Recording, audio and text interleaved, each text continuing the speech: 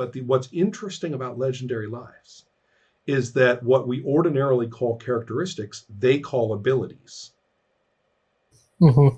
And what we would ordinarily call skills, they call specialties. So there aren't Oh, characteristics I and like skills, that. there's abilities and specialties. And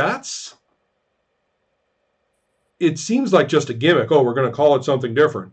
But then you think about it and you're like, you know what? That whole characteristic skill thing is borked, right? I mean, and you see what happens. I mean, RuneQuest is riddled with it. And you see it in lots of other games too that are BRP adjacent, in my opinion, which is that this utter fascination with nature versus nurture. I mean, huge fascination.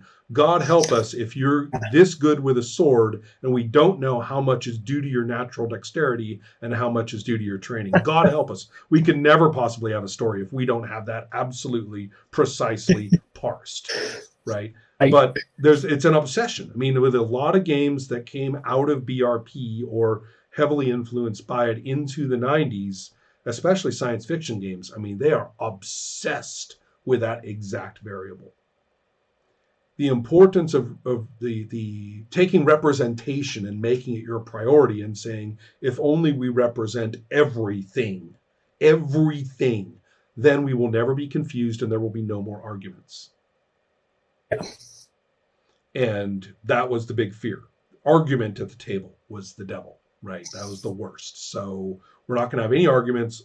The rules are going to be so fucking clear about every last little thing you can do and be and what it's made of.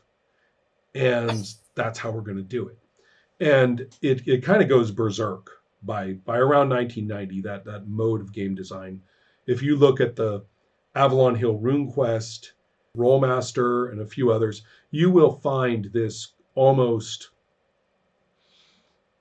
overwhelming fascination with that representative approach. All of those games from the wargaming companies, which were heavily parsed through equations, right? You got started with these numbers, and you had to pump them through these equations to find out the number that you rolled. And it was that same thing. I mean, we need to have a number that represents the thing in the physical reality of the fiction, and then we have to figure out how to make it go. And to make it go, we're going to have to do pseudophysics, right? We're going to make up our own version of Newtonian physics to pump the numbers through so that, it'll come out in the right units. And I just Well, don't... Go ahead. I mean, I'll say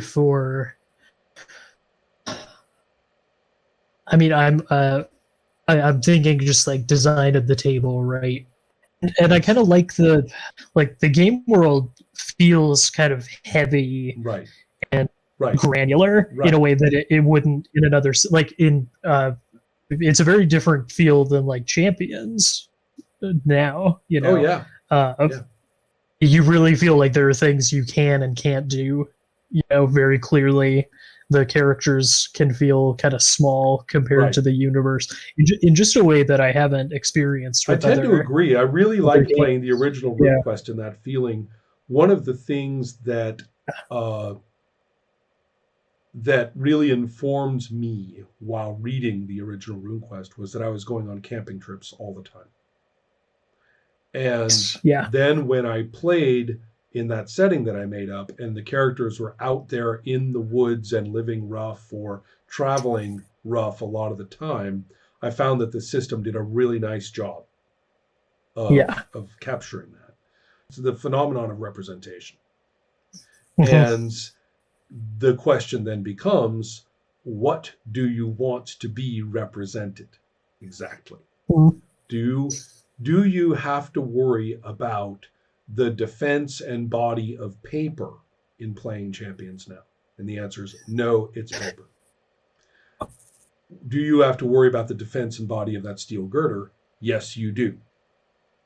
Because we hit people with steel girders in superhero role playing. Thank you very much. And so so it becomes a question of what becomes representational and in what way. Now, I think that if you don't get distracted and fetishistic about it, that the RuneQuest school is very satisfying. But if you get way overly hung up on, and you forget that the effectiveness, the value that you will be rolling, or the probability that you will be experiencing, that's play. And you forget that Oh, everything else lives in service to that. And instead, you're going the other way around. You're like, no, no, we have our strength stuff here. We've got to figure out a way for it to go over there.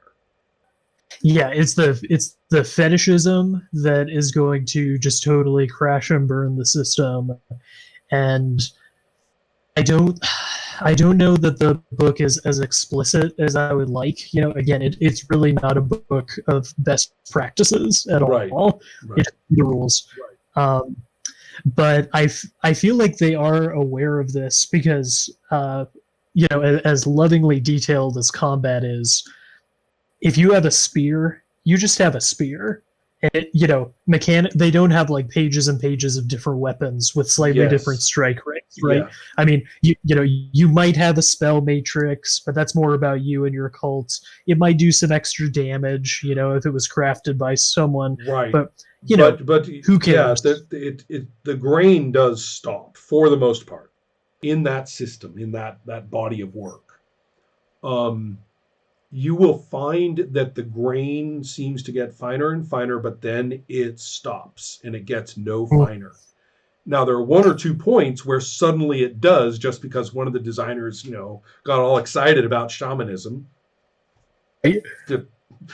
Did, did I just give the game away? Literally. Right? All of a sudden, the subroutines of shamanism go boom, and you suddenly realize there's a whole role-playing game about being a shaman here inside this role-playing game.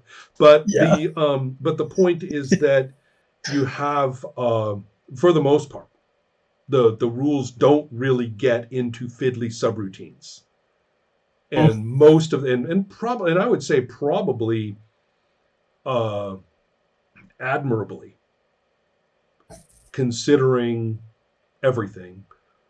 It's also clear, like with so many other things of this time, people freaking played it, right? People yep. played it, and what you saw on the pages was what they did. That's clear, right? It's super clear.